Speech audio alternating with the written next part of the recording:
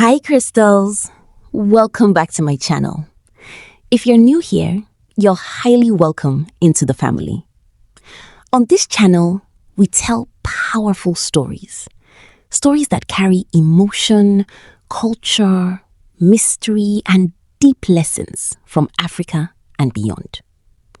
So before we begin today's story, make sure you are comfortable because this one will take you on an emotional journey you will not forget.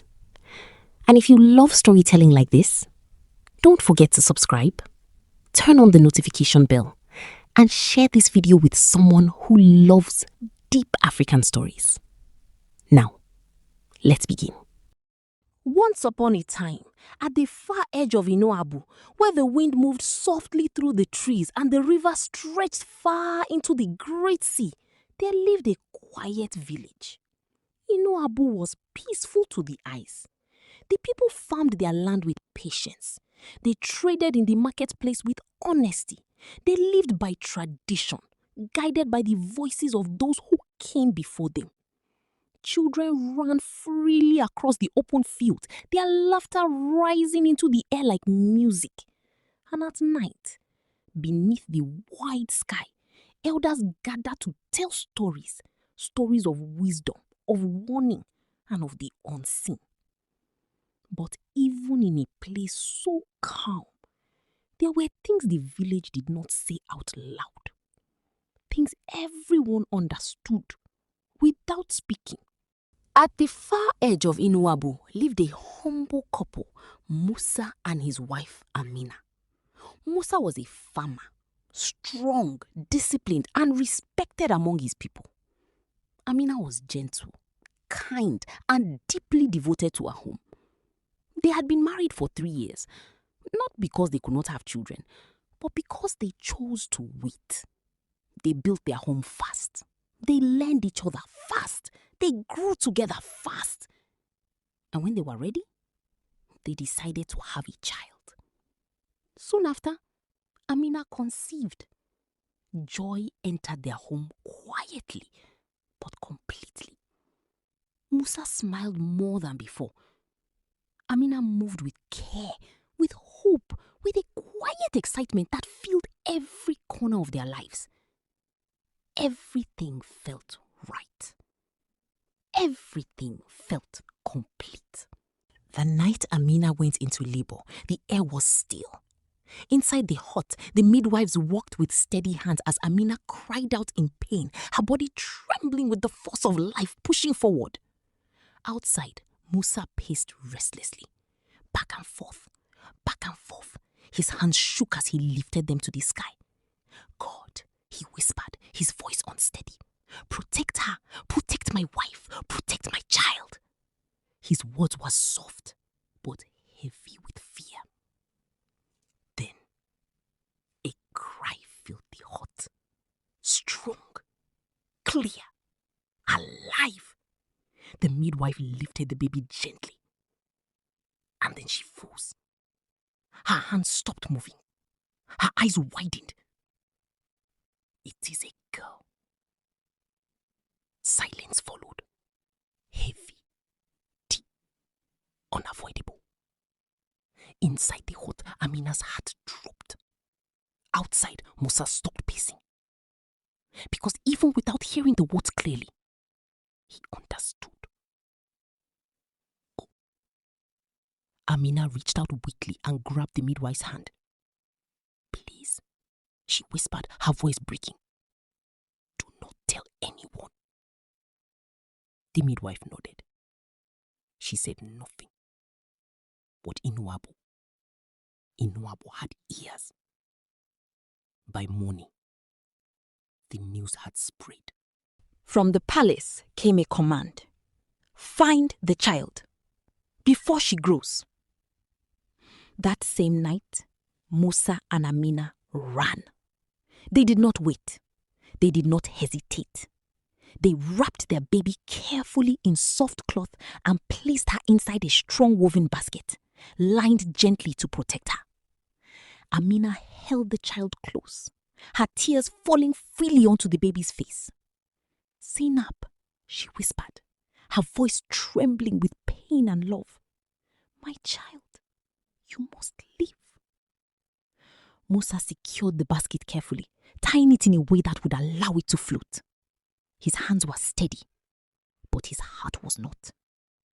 They ran through the bush, branches brushing against their skin, fear chasing them with every step, until they reached the place where the great river opened wide and stretched into the sea.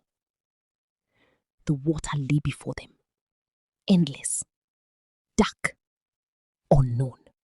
They knelt together, held their child one last time, memorizing her face, holding on to a moment they knew they could never take back. Then gently, with trembling hands, they placed the basket on the water. For a moment, it stayed still, as if the world itself was holding its breath. Then slowly, the current began to carry it away from the shore, further and further into the great sea. Amina cried out softly, her body bending forward as if she could still reach her child. Musa stood frozen, unable to move, unable to speak. And together, they watched their daughter drift away. Far away, in another village called Ilomiwa, lived a woman named Grace and her husband, Chinedu. They were kind people, but their home was quiet. Too quiet. They had no child. One morning, Grace walked to the water's edge. She knelt slowly, her shoulders heavy with unspoken prayer. She knelt and whispered, "God, please remember me." Then, a sound. A soft cry. She looked up. A basket floated toward the shore. Her heart began to beat fast. She stepped into the water, reached out and pulled it close. Inside, a baby girl, alive, watching her. The moment Zinab held her finger, everything changed. Peace filled her heart. Warmth spread through her. "You came to me," she whispered. Grace carried the child home, holding her tightly, as though letting go might cause her to disappear. From the day Zinab entered that home, everything changed. The land grew richer. The crops became fuller. Peace settled into the household like it had always belonged there. And in time, Grace conceived. And when her time came, she gave birth. Not one child, but 3. Triplets. A blessing too great to be ignored. Zinab grew into a brilliant and calm young girl. Grace sent her to school. She excelled in everything she did. Always first, always outstanding. By the age of 15, she completed her secondary education. But there was something more about her. Something deeper. Something no one could fully explain. One day, Zinab wandered into the forest, admiring the quiet beauty of nature. At that same time, the king rode through the forest with his guards and a diviner. He saw her, still, calm, different.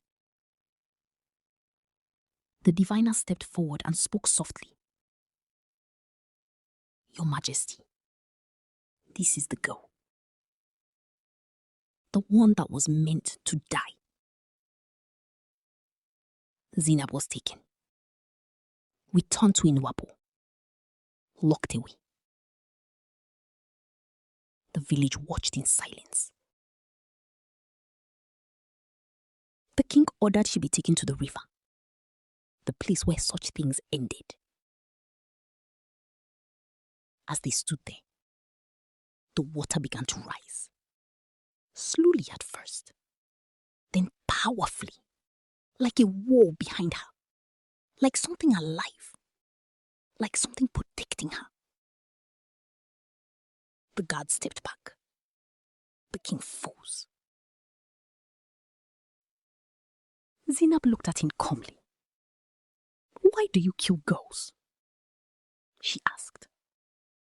The king's voice was heavy. "Because we were afraid." And then he told the truth. Of a girl from years ago. A girl like Zinab. Strange things followed her. The land failed. Chaos spread. And the people believed she brought misfortune. So, they made a decision to never allow it again. Zinab listened, quietly. Then she spoke. "You chose fear instead of understanding." The water calmed. Nothing was destroyed. Only truth remained. The king lowered his head. For the first time, he understood. We were wrong. Zinab was released. News reached Musa and Amina. They came. They saw her. And in that moment, everything they had lost returned. They held her. Tears flowed freely. The child they had sent into the sea had come back to them. Zinab returned to Ilorinwa, to Grace, to Chinidu, to the home that raised her. When Grace saw her, her heart leapt. "Zinab, thank you," she said softly. Grace held her tightly, longer than before, because deep down, she knew Zinab would not stay. Chinidu stood quietly, understanding in his eyes, and beneath it, reluctance. The triplets played nearby. The home was full, but still, something was missing, and they felt it. Zinab stayed for a while. Then one morning, she left. Grace stood watching, saying nothing, but feeling everything. And from that day forward, Inuabu knew peace. The land flourished. Fear lost its power. And Zinab lived among her people, not hidden, not feared, but honored. She was the girl Inuabu tried to hide, but she became the light that led it into peace.